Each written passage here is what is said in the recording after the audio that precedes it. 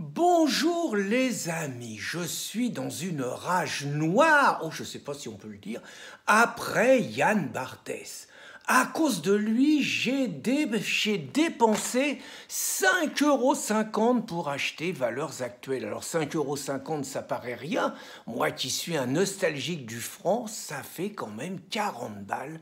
40 balles pour acheter un hebdo, c'est sympa quand même, mais 90 pages, ça fait quand même cher la page. Alors moi qui n'achète pratiquement plus jamais de journaux papier, pourquoi j'ai dû faire une exception?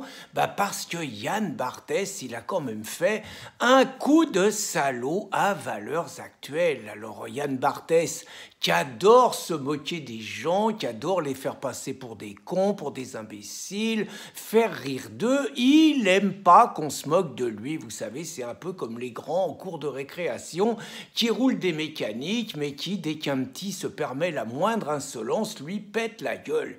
Eh ben lui, Yann Barthès, il n'a pas apprécié donc Valeurs Actuelles, que je vous refais voir, ils aient fait un numéro spécial sur la tyrannie des bien-pensants avec sa figure en couverture, et comme il n'a pas apprécié, il a voulu torpiller l'opération de Valeurs Actuelles de manière par ailleurs totalement illégale en balançant les PDF sur les réseaux sociaux pour que les gens ils achètent pas. Alors je vous avoue, je trouve ça particulièrement dégueulasse.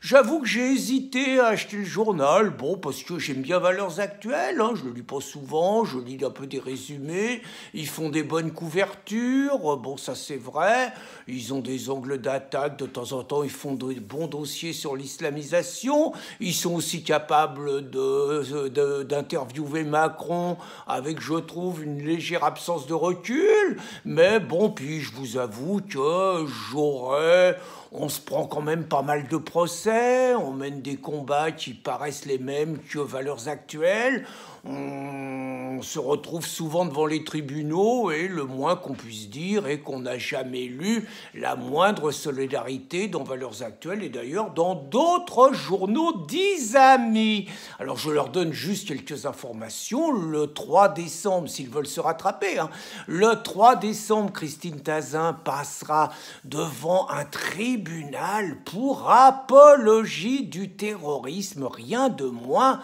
poursuivi donc par le CCIF qui a organisé la manifestation à la Haïbar dans les rues de Paris.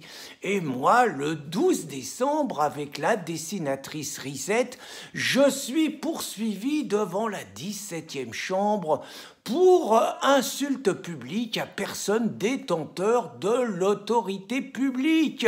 Anne Hidalgo, je suis Charlie, la liberté des crayons au lendemain de Charlie Hebdo, mais Anne Hidalgo, c'est comme Yann Barthès, il faut pas se moquer d'elle, elle est pour la liberté de ceux qui pensent comme elle, donc on a fait un dessin, on a fait Riposte Laïque a publié un dessin de Risette, le lendemain où Anne Hidalgo avait commémoré le ramadan à la mairie de Paris, ce qui n'est pas très laïque.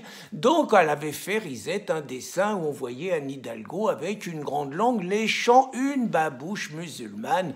Elle n'est pas pour cette liberté des crayons. Donc je donne juste l'info à Valeurs Actuelles. Par ailleurs, halte aux mesquineries, halte à l'égocentrisme, halte à l'égoïsme. J'ai donc mis 5,50 € pour les aider. Alors c'est un bon numéro, c'est vrai, il y a Bastien Lejeune qui fait une première partie sur la tyrannie des bien-pensants. Il y a Ingrid Oriot-Creux qui a beaucoup de talent, qui a une belle plume et qui cite un petit peu, elle, les exemples, on va dire, des victimes quotidiens du quotidien. C'est pas mal, c'est vraiment pas mal. Elle explique que quand vous avez un morbac du quotidien qui vous tombe dessus, vous avez le choix, soit lui répondre, mais vous savez qu'en lui répondant, ils vont faire des coupages et vont vous faire passer pour un guignol, soit lui mettre une patate dans la gueule. Elle dit ça en rigolant, mais les autres, ils n'ont pas beaucoup d'humour. d'humour, ils n'ont pas de deuxième degré.